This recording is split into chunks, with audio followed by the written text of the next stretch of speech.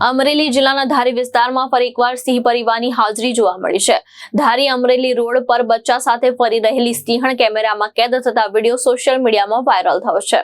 ધારી Amreli road ઉપર બચ્ચાની સિંહણ જોવા મળતા સ્થાનિકોમાં કુતૂહલનો માહોલ જોવા મળ્યો હતો।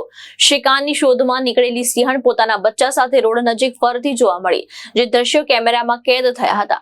ધારી તેમજ આજુબાજુના ગ્રામ્ય વિસ્તારમાં વનના રાજા અને વનની રાણીની હાજરી હવે સામાન્ય બાબત બની ગઈ હોવાનું સ્થાનિકો જણાવી રહ્યા છે।